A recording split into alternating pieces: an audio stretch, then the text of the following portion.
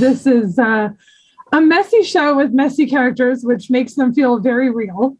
So what made you want to be a part of telling this story? Was it the fact that you could just play characters that weren't ever going to quite get it totally right?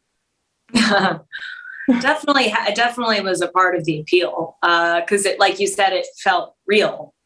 And it's, as an actor, you really want to, play people you feel like you can recognize and that other people will recognize and see aspects of themselves reflected back in an honest way. And the other big draw for me was just the amazing women involved, Leslie Headland, Jenny Connor. I loved Simone's script. So yeah, all of those things combined, it was just kind of like I want to be a part of this. Yeah, Ali, how's it for you? I mean, you've been doing this a while, so I would imagine, you can get a sense from the script, from the people you're working with, if it's something you want to do. So what was it for you? That, what you just said. It was the people involved, the creative people, the producers, Jenny, Leslie, Simone, the writing I loved, and this character and the dynamic, the relationship between Carol and Sam. But then Sofia made this entire show work for me. I just have to say, she did. And all our scenes together, our dynamic together, our energy together, joy, just joy. I mean, Ali, you've been in this business for a while. So what keeps you acting? I mean, do you enjoy the same things about it now that you enjoyed when you started doing it, or has that changed and evolved over the years? It's changed. I mean, I love being able to work on something when it can be like this. Do you know? It's not always like this, like the way that this show felt and was. And there are other things I love to do. I'm a teacher. I love to teach, and I do freelance book editing. So there's a whole bunch of stuff that I have going on. I love acting. I really miss it when I haven't done it for a while. I know that I truly love it, but it's the experience of the particular project. This one was just a joyful experience. Sophia, I first became aware of you and your work on the American version of Skins. How different do you feel as an actress on a TV series than you did when you were an actress on that TV series? Oh my goodness. Well, as different as a person feels 11 years later in their life. I was 19 when I made that show. It was my first real acting job. We shot the pilot. I was still a senior in high school. It's like I just turned 30. So I would hope there's a pretty big difference in who I was then and who I am now. I was just so green and confused most of the time. And I'm still sort of a confused person, but I've definitely grown, I think, to appreciate the craft of acting more. I think that I hope that I've deepened what I'm capable of, and I definitely am way more drawn to comedy now than I was at that age. So yeah, I feel very, very different as a person and as an actor. One of the things I remember most from watching this season is the moment when Samantha climbs onto the lower shelf in the grocery store and goes to sleep behind the cereal boxes. So what was it like to shoot that? How difficult were the logistics of actually getting in there behind the cereal boxes?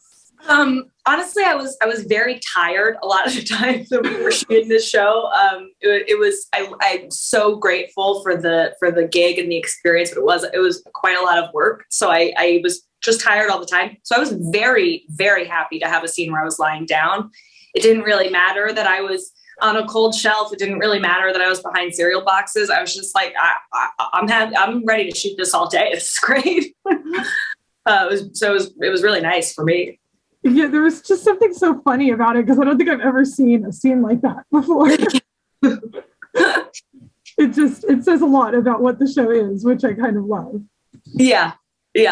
It's a very specific and weird thing to do, which I think means it had to have happened to somebody that wrote it.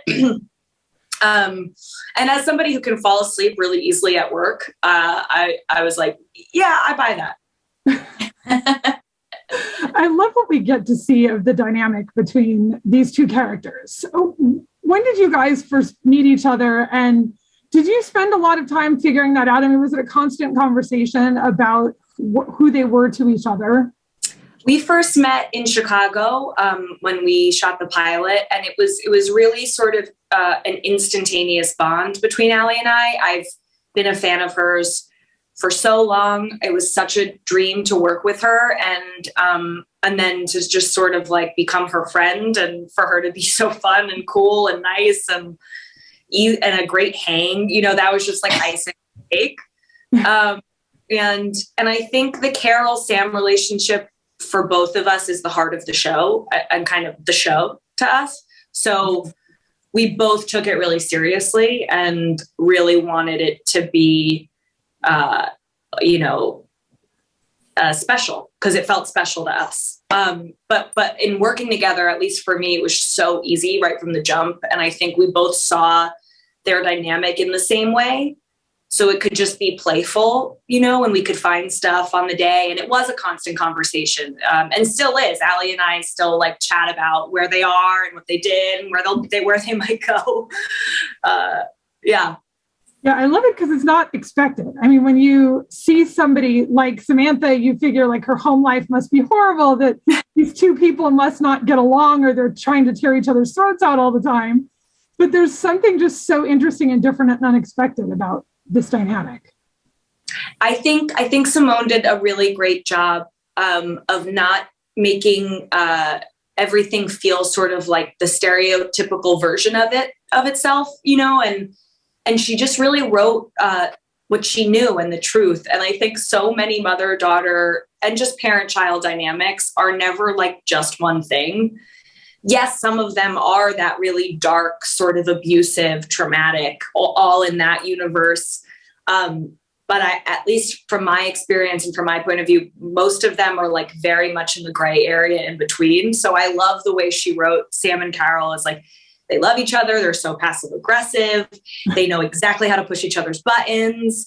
It feels so juicy, which Allie has said a lot, and I think is a really good word. Yeah. Yeah, Allie, how does Carol feel about Sam moving back home? I mean, does she have any faith that her daughter is going to get it together this time? I mean, what are her feelings at the start of this journey for Samantha? So at the whole thing is horrifying. I had to pay for rehab, blah, blah, blah. Then it's, okay, we're going to try. So she's got to move back home. I'm not thrilled, but I understand it's the situation. She doesn't have any money. She doesn't have a job. She doesn't have this, that, the other. So she comes home, but then it's just right away. It's another disaster right away. Right. I mean, she wrecks my car. She gets up in jail, immediately. So yeah. She's going to go to the meetings. She's going to do this. She's going to do that. Do I believe that she's actually going to pull this off and get sober and change her life and all this stuff? No, I actually don't.